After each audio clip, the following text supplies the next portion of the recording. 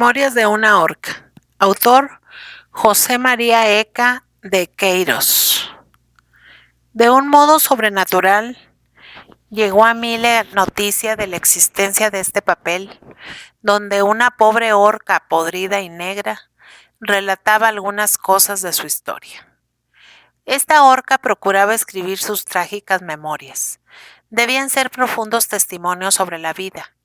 Como árbol, nadie conocía tan bien el misterio de la naturaleza como orca. Nadie conocía mejor al hombre. Nadie puede ser tan espontáneo y genuino como el hombre que se retuerce al extremo de una cuerda, y a no ser ese otro que se le sube a los hombros. Por desgracia, la pobre orca se pudrió y murió. Entre los apuntes que dejó, los menos completos son estos que transcribo. Resumen de sus dolores, vaga apariencia de gritos instintivos. Si ella hubiera podido escribir su vida compleja, llena de sangre y de tristezas, es hora de que sepamos por fin cuál es la opinión que la vasta naturaleza, montes, árboles y aguas tiene del hombre imperceptible.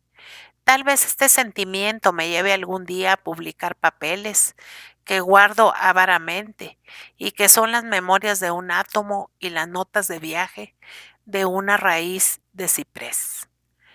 Así discurre el fragmento que copio y que es tan solo el prólogo de las memorias. Pertenezco a una antigua estirpe de robles, raza austera y fuerte que ya en la antigüedad dejaba caer de sus ramas pensamientos para Platón. Era una familia hospitalaria histórica. Ella había dado vida a navíos para la ruta tenebrosa de las Indias, lanzas para los alucinados de las cruzadas y vigas para los techos sencillos y aromáticos que cobijaron a Savonarola, Spinoza y Lutero. Mi padre, olvidando las altas tradiciones sonoras y su linaje vegetal, tuvo una vida inerte y profana. No respetaba las morales antiguas, ni la ideal tradición religiosa, ni los deberes de la historia. Era un árbol materialista. Le habían pervertido los enciclopedistas de la vegetación. Carecía de fe, de alma, de Dios. Profesaba la religión del sol, de la savia y del agua. Era el gran libertino de la selva pensante. En verano, no bien sentía la fermentación vívida de las sabias, cantaba agitándose al sol. Cobijaba los grandes conciertos de pájaros bohemios, escupía la lluvia sobre el pueblo encorvado y humilde de las hierbas y de las plantas. Y por la noche, en el abrazo de las hiedras lascivas, roncaba bajo el silencio estelar. Cuando llegaba el invierno, con la pasividad animal de un mendigo, alzaba hacia la impasible ironía del azul sus brazos flacos y suplicantes. Por eso nosotros, sus hijos, no fuimos felices en la vida vegetal. Uno de mis hermanos fue llevado para convertirse en tablado de payasos. Rama contemplativa y romántica. Todas las noches iba a ser pisada por la burla, por el escarnio, por la farsa, por el hambre. La otra rama, llena de vida, de sol, de polvo, recia, solitaria de la vida, luchadora contra los vientos y las nieves, fue arrancada de nosotros para ir a ser cuaderna de una barca. Yo, el más digno de lástima, acabé en horca. Desde pequeño fui triste y compasivo. Tenía grandes amistades en la selva. Yo solo quería el bien, la risa, la sana dilatación de las fibras y de las almas. El rocío que me humedecía de noche lo lanzaba a unas pobres violetas que vivían debajo de nosotros, dulces muchachitas, dolientes, melancólicas, condensadas y vivas de la gran alma silenciosa de la vegetación. Cobijaba a todos los pájaros en víspera de temporales. Era yo quien recibía la furia de la lluvia. Venía ella con los cabellos desgreñados, perseguida, mordida, quebrantada por el viento. Le abría mis ramas y mis hojas y la ocultaba allí al calor de la savia.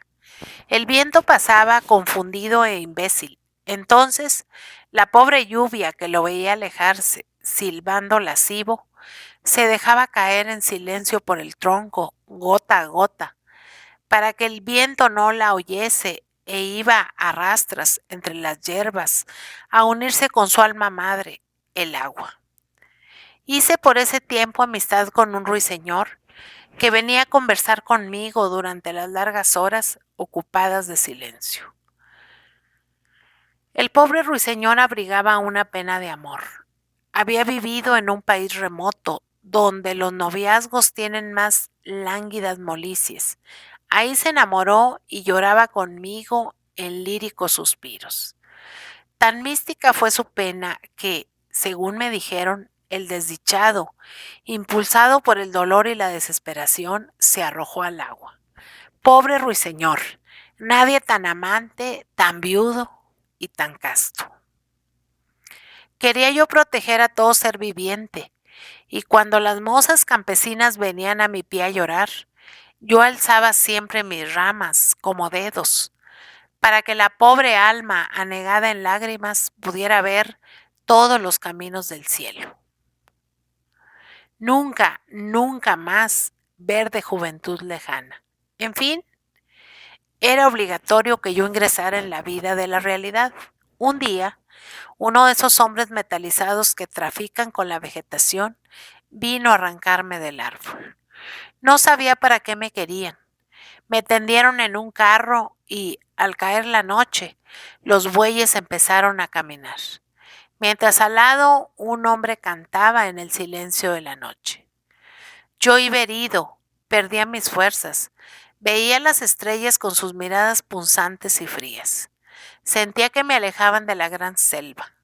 Oí el rumor gimiente, indefinido y arrastrando de los árboles. Eran voces amigas que me llamaban.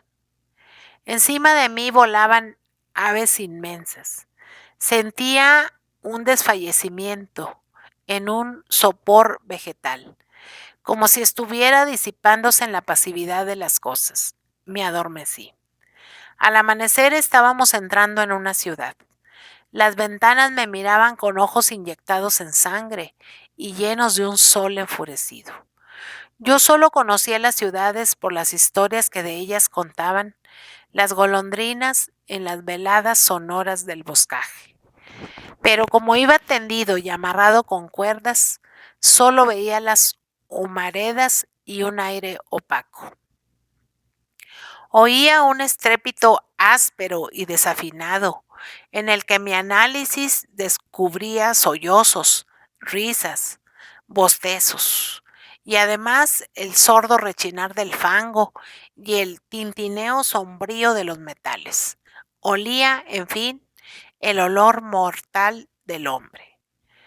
Fui arrojado a un patio infecto, donde no había azul ni aire.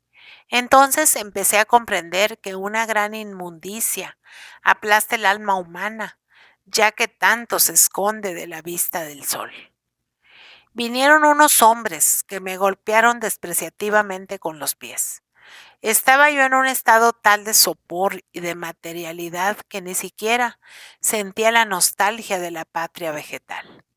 Al otro día un hombre se me acercó y empezó a darme hachazos. Ya no sentí más. Cuando recobré el sentido, iba otra vez atado en el carro, y por la noche un hombre aguijoneaba a los bueyes cantando. Sentí que lentamente renacían mi conciencia y mi vitalidad. Sospeché que estaba transformado en otra vida orgánica. No sentía la fermentación magnética de la savia, la energía dinámica de los filamentos y la superficie vivaz de las cortezas. Alrededor del carro iban otros a pie.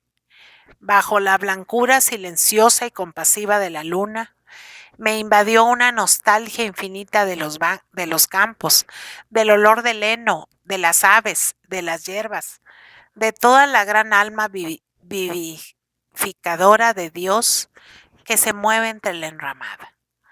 Adivinaba que iba hacia una vida real, de servidumbre y de trabajo. ¿Pero cuál? Había oído hablar de los árboles que van a ser leña, que calientan y crean, y al sentir en la convivencia del hombre la nostalgia de Dios, luchan con sus brazos de llamas para apartarse de la tierra. Estas se disipan en la augusta transfiguración del humo.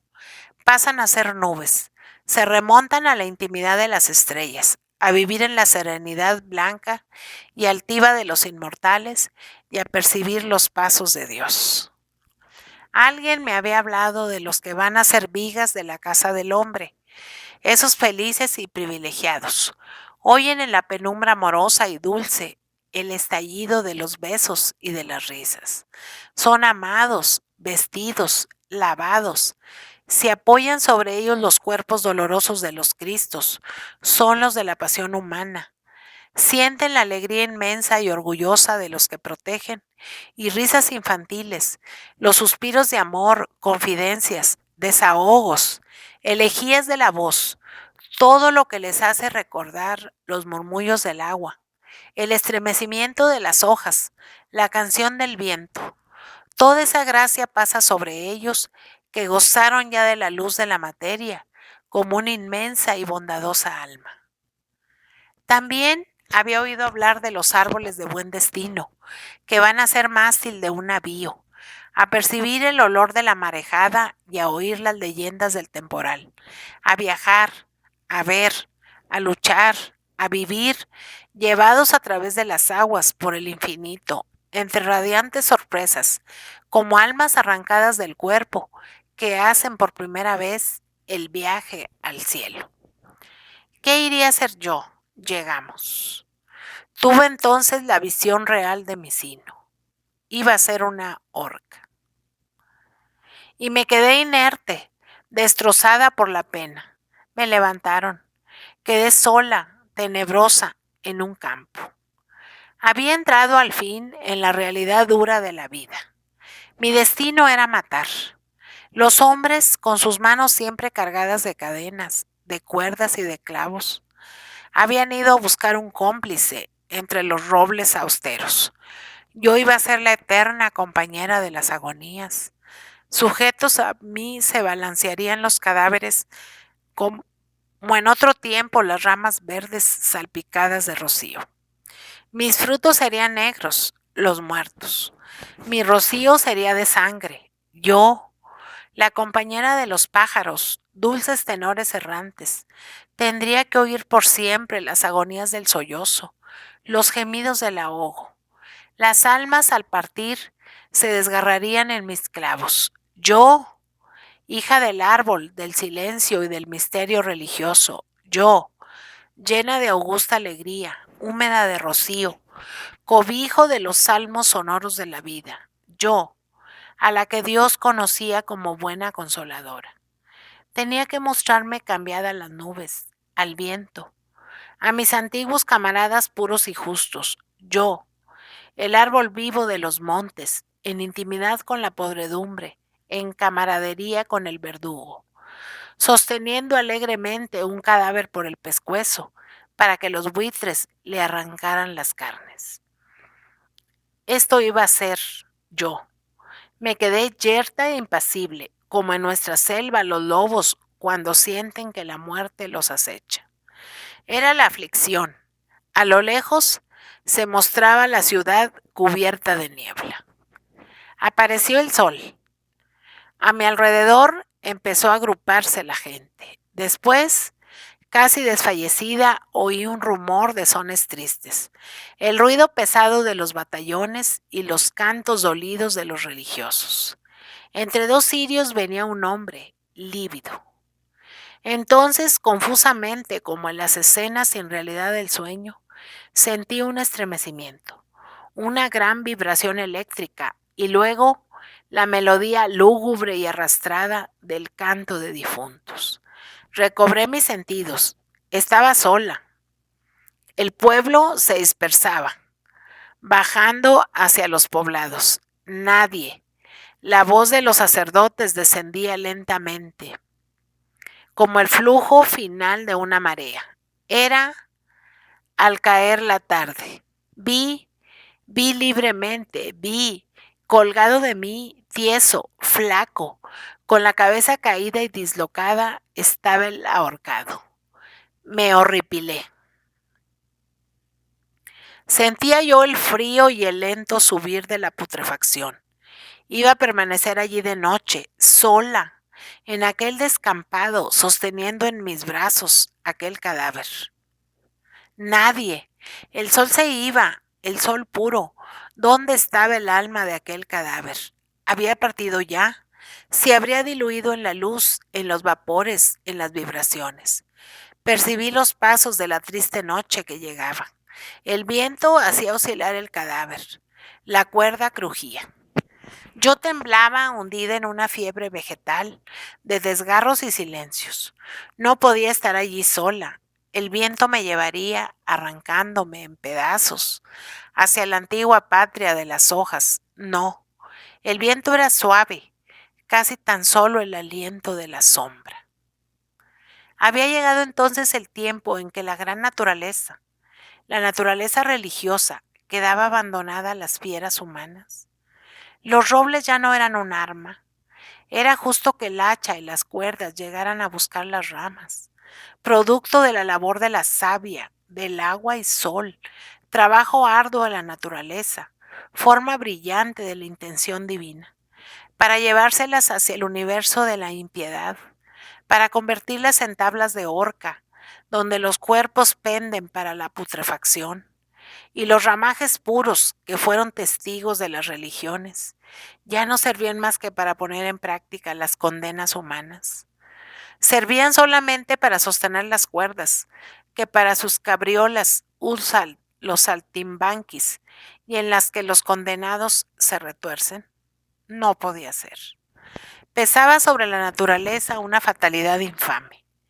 Las almas de los muertos que saben el secreto y comprenden la vida vegetal encontrarían grotesco que los árboles, después de haber sido colocados por Dios en la selva, con los brazos abiertos para bendecir la tierra y el agua, fuesen arrastrados hacia las ciudades y obligados por el hombre a extender el brazo de la horca para bendecir a los verdugos. Y después de sustentar ramos de verdor, que son los hilos misteriosos, sumergidos en el azul con los que Dios apresa la tierra, iban a servir de sostén a las cuerdas de la horca, que son las cintas infames con las que el hombre se une a la podredumbre. No, si las raíces de los cipreses contaban aquello en casa de los muertos, harían estallar de risa la sepultura. Así hablaba yo en la soledad. Caía la noche lenta y fatal. El cadáver se balanceaba al viento. Empecé a oír aletazos. Volaban sombras sobre mí. Eran los buitres. Se posaron. Sentí el roce de sus plumas inmundas. Afilaban los picos en mi cuerpo. Se colgaban, ruidosos, clavándome las garras. Uno se posó en el cadáver y empezó a picotearle la cara.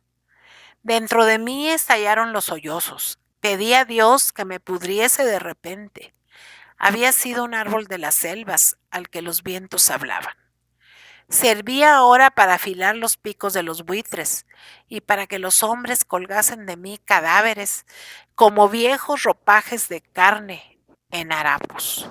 Oh, Dios mío, sollocé también. No quiero ser un monumento de tortura.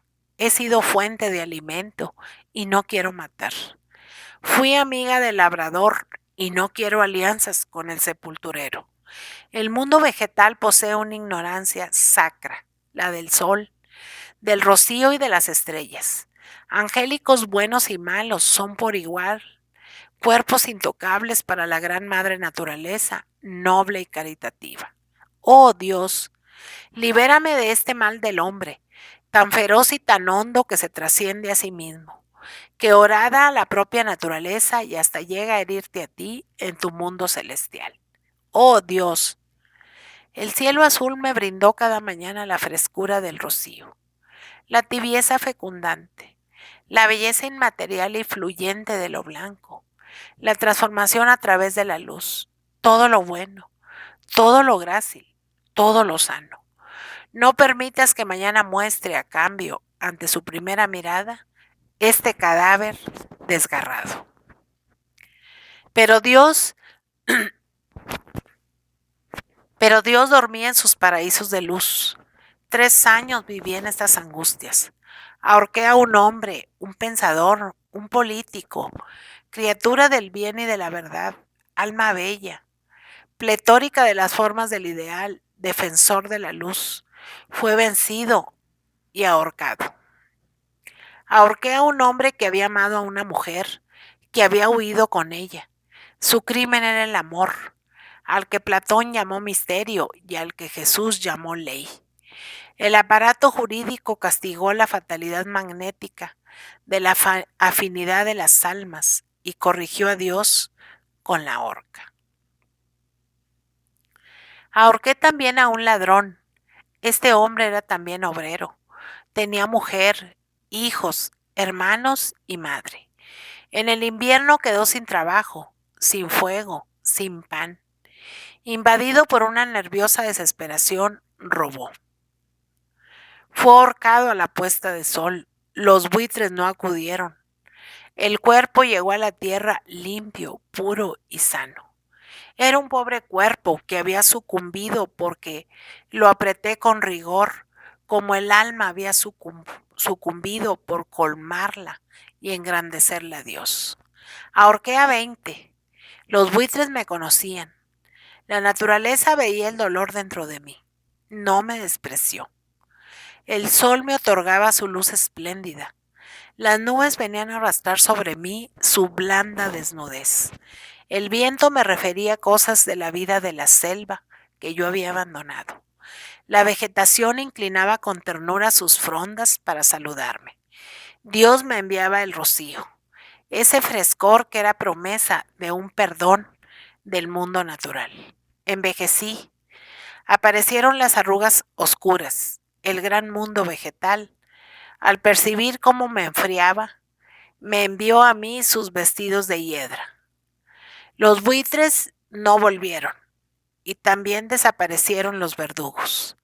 Me sentía penetrada de la antigua paz de la naturaleza divina.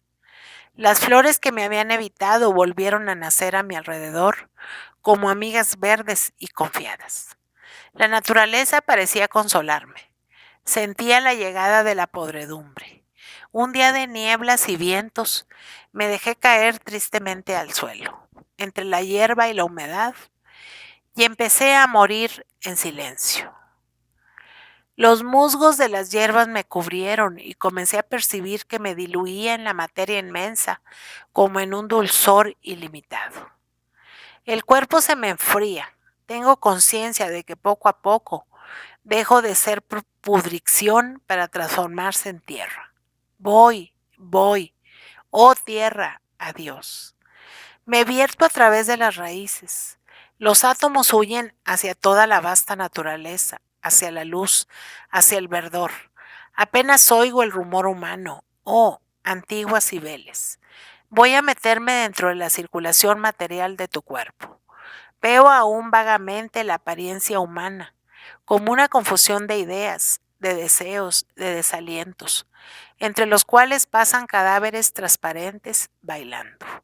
Apenas te veo, oh mal humano, en medio de la vasta felicidad difusa del azul, eras solo como un hilo de sangre.